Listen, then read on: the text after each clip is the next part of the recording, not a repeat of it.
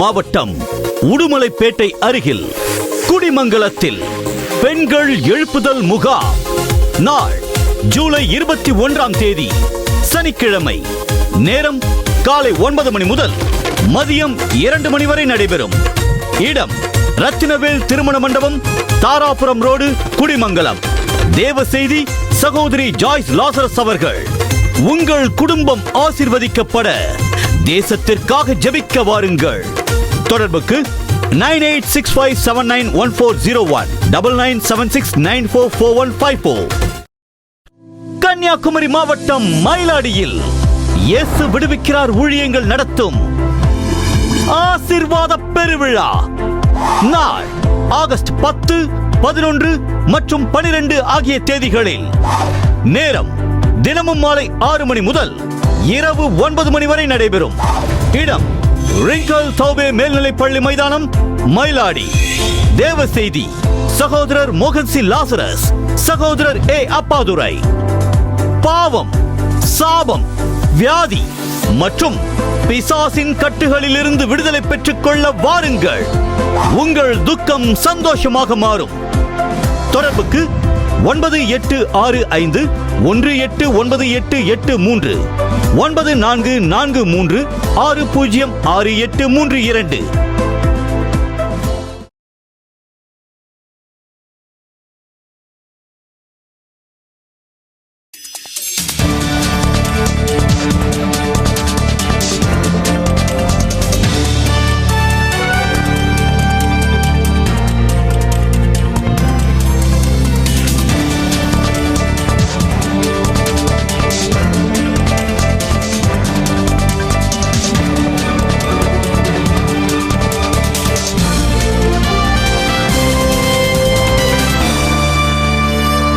பிரியமானவர்களே, ஜெபிக்கலாம் வாங்க இந்த நிகழ்ச்சியின் மூலம் நாம் தேசத்திற்காக முக்கியமான காரியங்களுக்காக தொடர்ந்து ஜெபித்து வருகிறோம். நாம் ஜெபிப்பதின் நிமித்தமாக இந்த காரியங்களிலே மாற்றம் வரும் என்று சொல்லி நான் விசுவாசிக்கிறேன். நம்ம விசுவாசத்தோடு ஜெபிக்கணும். இதுக்கெல்லாம் நம்ம ஜெபம் பண்ணால் காரியம் நடக்குமா என்பதாக சாதாரணமாய் நினைத்து விடக்கூடாது. நம்முடைய தேவன் ஜெபத்தை கேட்கிறவர். நம்முடைய தேவன் ஜெபத்திற்கு பதில் தருகிறவர். நம்முடைய தேவன் நம்முடைய ஜெபத்தை கேட்டு காரியங்களை மாற்றுகிறவர். நம்முடைய ஜெபம் தேவனை போல வல்லமை உள்ளது என்பதை விசுவாசிக்கணும். கட்டாயம் பாருங்க, மாற்றம் வரும். விவசாயத்தில் மாற்றம் வரும். விபச்சார காரியங்கள் அழிக்கப்படும்படியான மாற்றம் உண்டாகும். தீவிரவாதியுடைய திட்டங்கள் முடக்கப்பட்டு போகும். அந்த விசுவாசத்தோடு இன்று நாம் ஜெபிக்க போகிறோம். ஜெபிப்பதற்கு முன்பாக நம்முடைய விவசாய காரியங்களை குறித்த ஒரு வீடியோவை நீங்க பாருங்க. இந்தியாவில் இன்றைய தலையாய பிரச்சனை விவசாய விளைநிலங்களின் ஆக்கிரமிப்பு ஆகும்.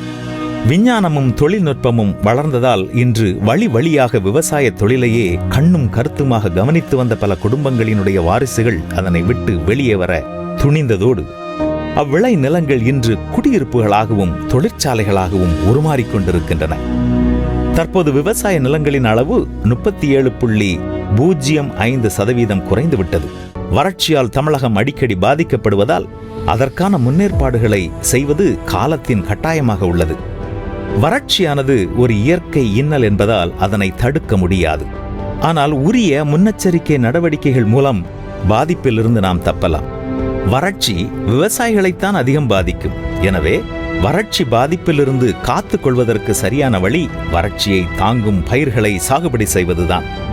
வறட்சியை தாங்கும் நெல் ரகங்களை தேர்வு செய்து பயிர் செய்யலாம். கம்பு, துவரை, ஆமணக்கு, கொத்தவரை, மாதுளை, சீத்தா, வில்வம், பனை, கருவேப்பிலை போன்றவை வறட்சியை தாங்கி வளரக்கூடியது. எனவே வறட்சியான பகுதிகளுக்கு ஏற்றவாறு பயிர் செய்து லாபம் ஈட்டலாம். இவற்றை விட முக்கியமாக நீர்நிலைகளை தூர்வாரி மழை நீரை தேக்குவதில் அதிக கவனம் செலுத்த வேண்டும். நிலத்தடி நீரை செறிவூட்டுதல், பயிர் சுழற்சி முறையில் விவசாயம் செய்தல், பயன்படுத்திய நீரினை மறு சுழற்சி செய்து பயன்படுத்துதல், உள்நாட்டில் உள்ள அதிக நீர்வளமுள்ள நதியினை நீர்வளம் குறைவாக உள்ள நதியுடன் இணைத்தல், மழை நீரை சேமிப்பது குறித்த விழிப்புணர்வை மக்களிடம் ஏற்படுத்துதல் ஆகியவற்றின் மூலம் வறட்சியை நிச்சயமாக நாம் வெல்லலாம். ஜெபக் குறிப்புகள். விவசாயமும் விவசாயிகளும் ஆசீர்வதிக்கப்பட நாம் ஜெபிப்போம். ஆக்கிரமிப்புக்கு உள்ளான ஏரி, குளங்கள் மற்றும் விவசாய நிலங்கள் மீட்கப்பட ஜெபிப்போம். விவசாயம் தொடர்ந்து ஜெபித்து வருகிறோம். இன்றைக்கும் பாருங்க, விவசாயிகள் பாதிக்கப்பட முக்கிய காரணம் நீர்நிலைகள் எல்லாம் இன்றைக்கு பாதிக்கப்பட்டு விட்டார். குளங்கள் தூர்வாரப்படலை, குளங்கள் வீடு கட்டுகிற இடமாய் மாறி போனது. இந்த மாதிரி விவசாயத்துக்கு பயன்படக்கூடிய குளங்களை எல்லாம் தவறான காரியத்தில் சில பொல்லாதவர்கள், சில சுயநலவாதிகள் அந்த இடத்தை எல்லாம் ஆக்கிரமித்து விட்டார்கள். வீடு கட்ட, அவங்களுடைய வருமானத்தை பெருக்கிக் கொள்ள அரசாங்க அதிகாரிகளின் துணை போய் இன்றைக்கி அதெல்லாம் மூடப்பட்டதுனால விவசாயமே பாதிக்கப்பட்டு நிற்கிறாரு. இந்த நிலை மாறணும். ஒரு நீதி, நேர்மை தேசத்தில் காணப்படணும். குளங்கள் தூர்வாரப்பட்டு பாதுகாக்கப்படணும். ஆறுகள் பாதுகாக்கப்படணும். ஆண்டவர் கொடுத்த இந்த ஆசீர்வாதங்கள் பாதுகாக்கப்பட நம்ம கருத்தாக ஜெபிக்க வேண்டும். அது மாத்திரமல்ல, அதெல்லாம் மீட்கப்படணும். ஆக்கிரமிப்பு செய்யப்பட்ட ஏரி, குளங்கள் மீட்கப்பட ஜெபிக்கணும். விவசாயிகளுடைய முயற்சி ஆண்டவர் ஆசீர்வதித்து அவங்க பண்ணுகிற விவசாய நிலங்களை செழிக்க பண்ணி இயற்கையினாலே அழிவுகள் வராதபடி. இயற்கையினால் ஒரு சீற்றம் வந்தால் மழை வந்தாலும் பாதிப்பு, மழை இல்லைனாலும் பாதிப்பு, மழை அதிகமான பெரிய பாதிப்பு, புயல் காற்றினால பாதிப்பு. விவசாயிகள் தான் நிறைய பாதிக்கப்படுகிறார்கள். நம்ம ஜெபிக்கணும், ஆண்டவரே ஆசீர்வாதமான மழையை கொடுங்க, அழிவு மழை வராமல் காத்துக்கொள்ளுங்கன்னு சொல்லி நம்ம ஜெபிக்கணும். ஜெபிக்கலாமா? நம்முடைய தேசத்தின் விவசாயம் ஆசீர்வதிக்கப்பட ஜெபிக்கலாம். தகப்பனே, நாங்கள் இத்தனை பேர் ஒருமனப்பட்டு உம்முடைய முகத்தை நோக்கி பார்த்து இந்திய தேசத்தில் இருக்கிற விவசாயிகளை நாங்கள் கண்முன்னால நிறுத்தி ஜெபிக்கிறோப்பா. அவங்களை எல்லாம் தைரியப்படுத்துங்க, உற்சாகப்படுத்துங்க, மன சோர்வுகளை மாற்றுங்க. விவசாயம் செய்வதற்கு ஒரு மன வருத்தம் உண்டாகாதபடி அவளுக்கான வசதிகள் உண்டாக்கப்படவும், விவசாய நிலங்கள் ஆசீர்வதிக்கப்பட கர்த்தர் அதை ஆசீர்வதித்து அதை பெருக பண்ணும் பாதுகாத்து கொடுப்பீராக. ஆண்டவரே ஆசீர்வாதமான மழையை கொடுங்க, அழிவு மழை வராதபடி காத்து கொள்ளுங்க. பயிர் செய்கிற நிலத்திலே உழைக்கிற விவசாயிகளுக்கு அதற்கேற்ற பலன் கிடைக்கும்படி நீங்க ஆசீர்வதிக்கும்படிக்கு நாங்கள் ஜெபிக்கிறோம். ஆண்டவர் அப்படி ஆசீர்வதிக்கிறதற்காய் ஸ்தோத்திரம்.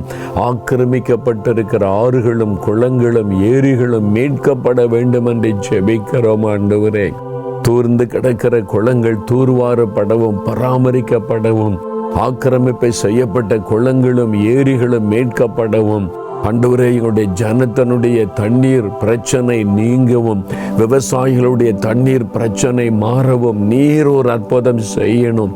நீர் அதில் தலையிடணும். ஆண்டவரே, இப்படிப்பட்ட அக்கறை உள்ள நல்ல தலைவர்கள் எங்களுக்கு வேண்டும். அதற்காக நாங்கள் மன்றாடி ஜெபிக்கிறோம். ஆண்டவரே, ஆண்டவர் கட்டாயம் எங்களுடைய தேசத்தை ஆசீர்வதித்து, நிலங்களை ஆசீர்வதித்து செழிக்க பண்ணும். விவசாயிகளுடைய பிரச்சனைகளை மாற்றி மகிழ்ச்சியோடு விவசாயம் செய்ய கிருபை தாரும். எங்கள் ஜெபத்தை கேட்டு நீர் மாற்றத்தை உண்டாக்குகிறதற்காய் ஸ்தோத்திரம், ஸ்தோத்திரம். இயேசு கிறிஸ்துவின் நாமத்தில் ஜெபிக்கிறோம் பிதாவே, ஆமென். பிரியமானவர்களே, அடுத்து நாம் அறிந்திருக்கிறபடி நம் தேசத்தை தீட்டுப்படுத்துகிற விபச்சாரம் என்கிற பாவம், அதனுடைய விளைவு என்ன? எய்ட்ஸ் என்கிற நோய். அதனால் நம் தேசத்தில் மாத்திரம் 2.39 மில்லியன்.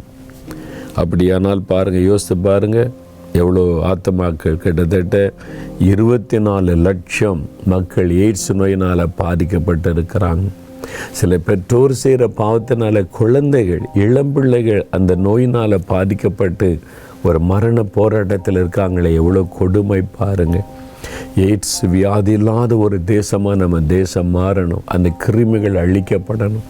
அந்த பாவம், அந்த நோய் பெருகாதபடி கட்டுப்படுத்தப்படணும். பாதிக்கப்பட்ட பெண்கள், குழந்தைகள் எல்லாம் பாதுகாக்கப்படணும். ஆண்களுக்குள்ள இந்த உணர்வு வரணும். பரிசுத்தமாய் வாழும்படியான உணர்வு வரணும். நாம் அதற்காக இந்த நோயிலிருந்து நம் சமுதாயம் பாதுகாக்கப்படவும், அதில் பாதிக்கப்பட்ட குழந்தைகள் சுகமடைய கருத்தாக ஜெபிக்கணும். பாருங்கள், அதை குறித்த ஒரு விபரத்தை இப்போ நீங்கள் பாருங்கள், அப்புறம் நாம் ஜெபிக்கலாம். அசூர வேகத்தில் பரவிய எய்ட்ஸ் நோய் இன்று அரசாங்கத்தின் மூலமாகவும் தன்னார்வ தொண்டு நிறுவனங்கள் மூலமாகவும் குறைக்கப்பட்டுள்ளது.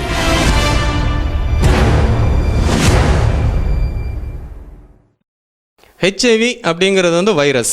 ஹெச்ஐவி நோய் அப்படிங்கிறது ஹெச்ஐவி வைரஸால் வரக்கூடிய ஒரு நோய். இந்த நோய் வந்து உடம்புல உள்ள T செல்ஸ் அப்படிங்கிற ஒரு செல்ஸ் வந்து பாதிக்குது. எய்ட்ஸ் பாதிக்கப்பட்ட பெண்களுக்கும் குழந்தைகளுக்கும் அரசு மருத்துவமனையின் மூலமாக சிகிச்சை செய்யப்பட்டு அவர்களுக்கு சத்து மாத்திரைகள் வழங்கப்படுகின்றன.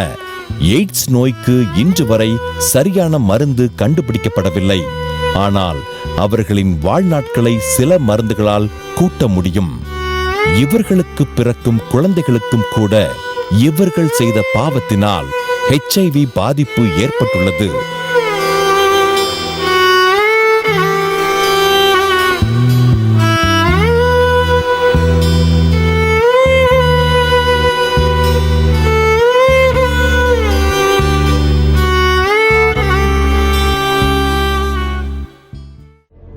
தேசிய எய்ட்ஸ் கட்டுப்பாட்டு அமைப்பு எடுத்த கணக்கின்படி இந்தியாவில் 2.39 மில்லியன் மக்கள் HIV மற்றும் எய்ட்ஸ் நோயினால் பாதிக்கப்பட்டு உள்ளார்கள். என் பேர் வந்துட்டு கோகிலா. நான் வந்துட்டு 9th ஸ்டாண்டர்ட் படிக்கிறேன். ஸ்கூலுக்கு போனால் ஸ்கூல் பிடிக்கல எனக்கு.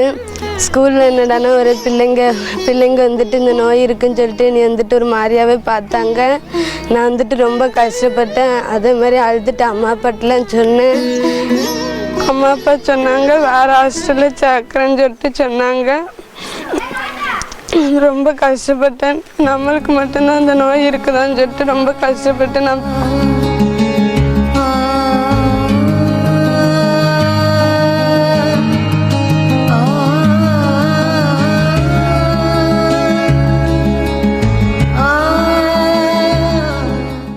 சரி அப்படி சொல்லிட்டேன். அப்புறம் இடையில வந்துட்டு ரொம்ப உடம்பு சரியில்லாமல் இருந்துச்சு. ஆஸ்பத்திரியில் போய் அட்மிட் ஆகினேன். டாக்டர்லாம் முடியாது அப்படின்ட்டாங்க. என்னால் என்ன பண்ணுறதுன்னே தெரில. எனக்கு எஸ்பா விட்டால் யாருமே கிடையாது. வீட்டில் எல்லோரும் ஒதுக்குவாங்க. எனக்கு மட்டும்தான் இந்த நோய் இருக்குன்ட்டு எனக்கு யார் பார்ப்பான்னு தெரில. ஹாஸ்டலில் விட்டால் எனக்கு வேறு இடமே இல்லை. நான் ரொம்ப ஃபீல் பண்ணேன். வீட்டில் என்னோட அண்ணன் மட்டும்தான் என் மேலே பாசமாக இருப்பான்.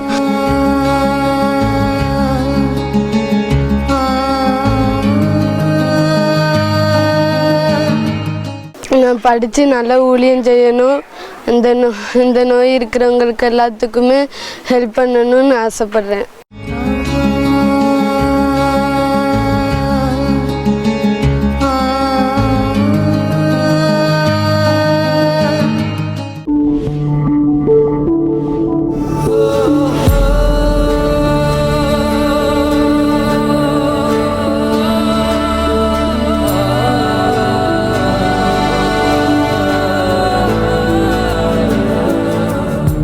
நலமுடன் வாழ எய்ட்ஸை தவிர்ப்போம்.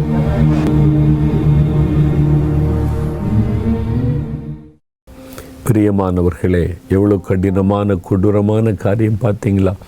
நமக்குள்ள இந்த பாரம் உண்டாகணும். நம்ம கருத்தாய் பாரத்தோடு ஜெபிக்கலாம். எல்லாரையும் கூட சேர்ந்து ஜெபம் பண்ணுங்க. நம்ம எல்லாரும் உலகம் முழுதும் இதை பார்க்கிற தெய்வ பிள்ளைகள் இணைந்து நாம் ஜெபிக்கும் போது பெரிய மாற்றம் உண்டாகும். தகப்பனே, நாங்கள் இத்தனை பேர் ஒரு மனதோடு இணைந்து எங்கள் தேசத்துக்காக ஜெபிக்கிறோம். பாவத்தினால உண்டாகிற இந்த சாப வியாதி எய்ட்ஸ் என்கிற நோய், அந்த நோய் கிருமிகள் அழிக்கப்படணும். உங்களுடைய ரத்தத்தை தெளித்து ஜெபிக்கிறோம். அந்த நோய் கிருமிகள் அழிக்கப்படணும். இந்த நோயினால பாதிக்கப்பட்ட குழந்தைகள், பெண்களை பாரும் ஆண்டவரே. ஒன்றுமறியாத நிலைமையில் இந்த பாவத்தில் சிக்கி அந்த நோய் கிருமியினாலே தாக்கப்பட்டு மரண போராட்டத்தில் இருக்கிற பிள்ளைகளுக்காக நாங்கள் ஜெபிக்கிறோம். அவளுக்கு உதவி செய்யும் ஆண்டவரே. அவளை மீட்டு தாரும். அவளுக்கு சுகம் கொடும். அந்த நோய் கிருமிகள் அழியட்டும். இதற்கு காரணமாயிருக்கிற இவர்கள் யாராயிருந்தாலும் அவளை சந்தியும். ஆண்கள் பெண்கள் அவளை சந்தித்து ஒரு பரிசுத்தமான வாழ்க்கைக்கான உணர்வை அவளுக்கு தாரும். ஆண்டவரே, இந்த பொல்லாத நோயினுடைய கிரியைகள் முற்றிலும் அழிக்கப்பட்டு போகட்டும். இந்தியா தேசத்தில் இந்த நோய் முற்றிலும் அழிக்கப்பட, அந்த கிருமி அழிக்கப்பட நாங்கள் ஜெபிக்கிறோம். ஆண்டவரே, தேவரீர் அரசாங்கம் அதற்காக எடுக்கிற முயற்சிகளை நீர் ஆசீர்வதியும். அதன் மூலமாய் மக்களுக்குள்ளே விழிப்புணர்வு உண்டாகவும் பாவத்திற்கு விலகி ஜீவிக்க நீர் கிருபை தாரும். ஆண்டவர் ஒரு மாற்றத்தை உண்டாக்குகிறதற்காக ஸ்தோத்திரம், ஸ்தோத்திரம். இயேசு கிறிஸ்துவின் நாமத்தில் ஜெபிக்கிறோம் பிதாவே. ஆமேன், ஆமேன். பிரியமானவர்களே, அடுத்து நம் தேசத்தில் காணப்படுகிற தீவிரவாதம், இது நம் தேசத்தை பாதிக்கிற ஒரு விஷயம். நம்ம கருத்தாக ஜெபிக்கணும். இதில் நிறைய வாலிபர்களை அவங்க பிரெயின் வாஷ் பண்ணுறாங்க, மூளை செலவை பண்ணுறாங்க. தப்பானதில் அவங்களுக்கு சொல்லி சொல்லி சொல்லி வெறியேற்றி, மத வெறியை உண்டாக்கி, ஒரு மக்கள் மேலே ஒரு வெறுப்புணர்வை உண்டாக்கி அவங்களை கொலைகாரர்களாக மாற்றுறாங்க.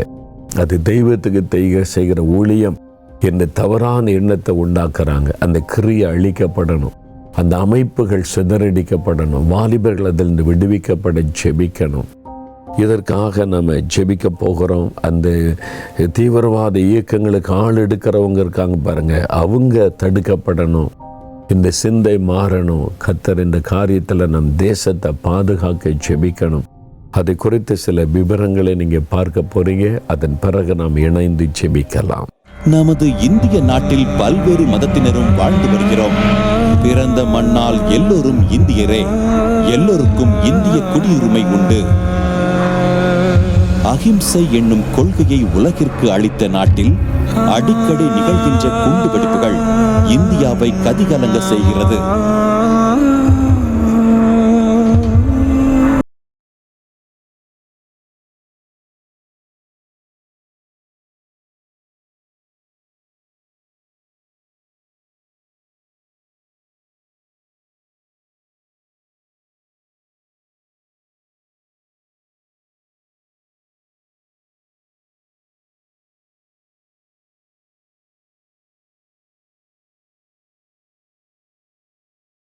பல கட்டமாக பிரிந்து செயல்படுகின்றன.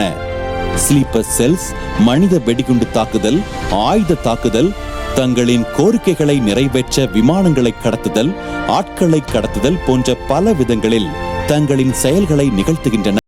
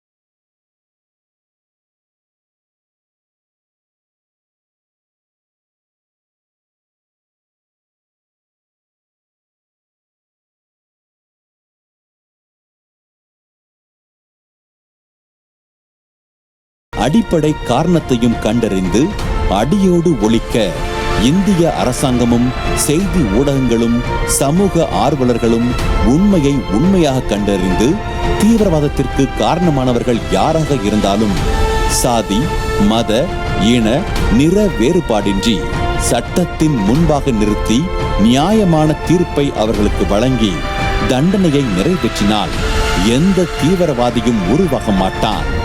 அவனை உருவாக்குபவர்களும் அழிந்து விடுவார்கள். பலம் வாய்ந்த இராணுவமும் யுக்திகள் நிறைந்த உளவுத்துறையும் தீவிரமாய் கண்காணிக்கும் காவல்துறையும் சட்டங்கள் பல செயல்படுத்தும் நீதித்துறையும் திறமையாய் ஆட்சி செய்யும் அரசாங்கமும் செய்ய முடியாத காரியங்களை கூட நம்முடைய ஜபங்களால் செய்து முடிக்க முடியும். இறைவன் இயேசு கிறிஸ்துவிடம் மன்றாடிடுவோம். பார்த்தீங்களா என்ன நடக்கிறது என்று சொல்லி. இதை பார்க்கும்போது நமக்குள்ள ஒரு பாரம் உண்டாகணும். எத்தனை வாலிபர்கள் அநியாயமாக செத்து கொண்டிருக்கிறாங்க. வாழ வேண்டிய பிள்ளைகள் தவறான சிந்தை மனதில் உண்டாக்கப்பட்டதுனால தங்களுடைய உயிரை கொடுக்குறாங்க. ரத்தம் சிந்தி மறிக்கிறது மாத்திரம் இல்லை, நிறைய பேரை சாக பண்ணுறாங்க. அவருடைய மனதில் ஒரு மாற்றம் வரணும். இந்த இதுக்கு நாள் சேர்க்கிற பொல்லாதவர்கள் பணத்துக்காக இன்னசென்ட் பீப்புளை கொண்டு போய் இதில் இணைக்கிற அந்த தரகர்கள் சந்திக்கப்படணும்.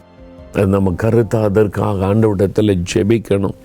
ஒரு மதத்தின் பெயரால் ஒரு தனிநபர் பாதிப்பை தீவிரவாதமாய் மாற்றுகிற சூழ்நிலையெல்லாம் மாறணும்.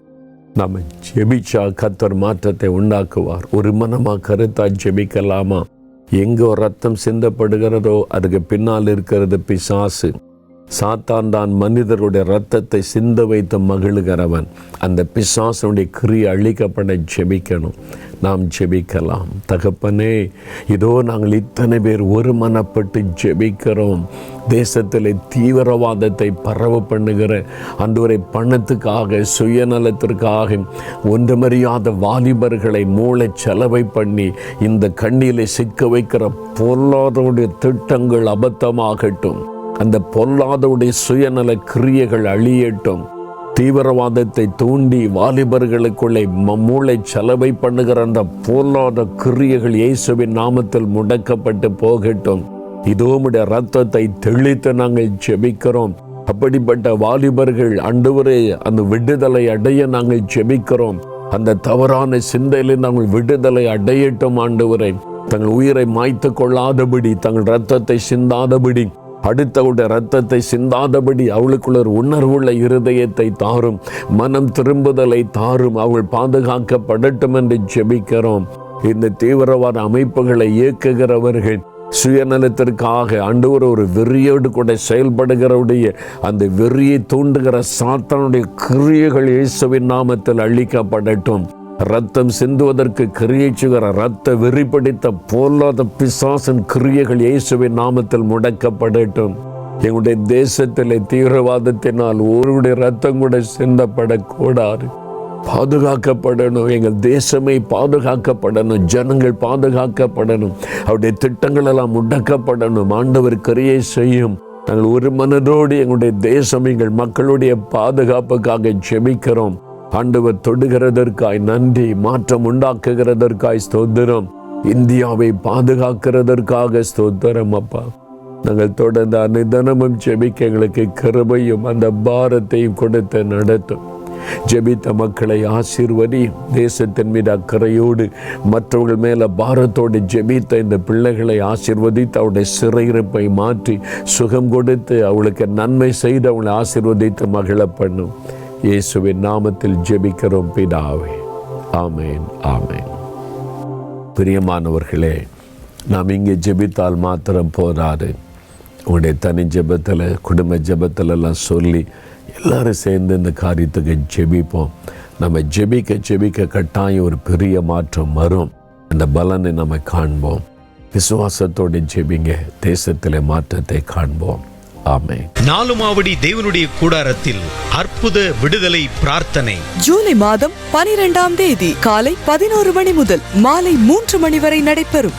கடன் பிரச்சனையா, கண்ணீரா, வியாதியின் வேதனையா, பிசாசின் போராட்டமா, உங்கள் அத்தனை பிரச்சனைகளுக்கும் ஆண்டவர் இயேசு கிறிஸ்து விடுதலை தருவார். உபவாசத்தோடு வாருங்கள்.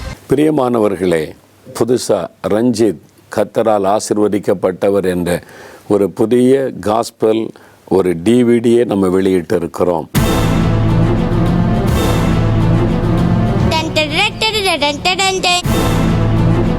வேற என்ன? ரஞ்சித் ஒரு குப்பையில் இருக்கிற ஒரு மனுஷனை தேவன் எப்படி உயர்ந்த ஸ்தானத்திற்கு கொண்டு வருகிறார். உண்மையா நடந்த சம்பவத்தை அப்படியே எடுத்திருக்கிறோம். அந்த சகோதரனுடைய வாழ்க்கையில் நடந்த அற்புதங்கள் சொல்லப்பட்டு இருக்கிறது.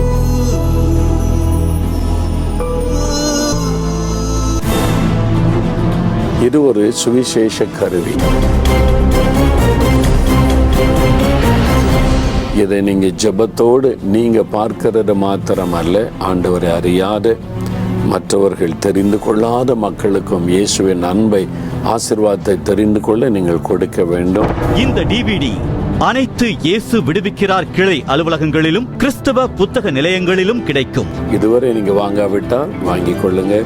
மேலும் விவரங்களுக்கு 0463922022 மற்றும் 9842955006 என்ற எண்ணில் தொடர்பு கொள்ளுங்கள். சென்னை வெப்பேரியில் அனைத்து திருச்சபைகளும் ஊழியங்களும் இணைந்து நடத்தும் ஆசீர்வாதமான சென்னை உபவாச ஜெபம் ஜூலை 14ஆம் தேதி காலை 9 மணி முதல் மாலை 3 மணி வரை நடைபெறும். இடம் பாலர் கல்வி நிலையம், BKN வளாகம், வெப்பேரி, சென்னை 7. தேவ செய்தி சகோதரர் GPS ராபின்சன் அவர்கள். சென்னையின் எழுப்புதலுக்காக ஜெபிக்க திரண்டு வாரி. தொடர்புக்கு 044 28412300 8939 333399 9600 நாலு மாவடி தேவனுடைய கூடாரத்தில் முழு இரவு ஜெபம். ஜூலை 14ஆம் தேதி 2வது சனிக்கிழமை. தேவ செய்தி சகோதரர் கிரண் எசேக்கியேல் அவர்கள். ஜெப வீரர்களே, தேசத்திற்காக மன்றாடி ஜெபிக்க வாருங்கள். தொடர்புக்கு 04639220022. மதுரையில் இயேசு விடுவிக்கிறார் ஊழியங்கள் நடத்தும் மாபெரும் புத்தக கண்காட்சி. நாள் ஜூலை 13, 14 மற்றும் 15 ஆகிய தேதிகளில். நேரம் தினமும் காலை 9 மணி முதல் இரவு 9 மணி வரை நடைபெறும்.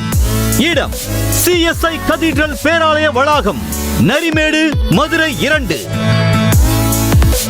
சகோதரர் மோகன் சி லாசரஸ் அவர்கள் வழங்கிய தேவ செய்தி அடங்கிய டிவிடிக்கள், குறு நாடகங்கள், ஆவிக்குரிய புத்தகங்கள் மற்றும் 150 வகையான வேதாகமங்கள் 5% முதல் 50% வரை சிறப்பு சலுகை விலையில் பெற்றுக் கொள்ளலாம்.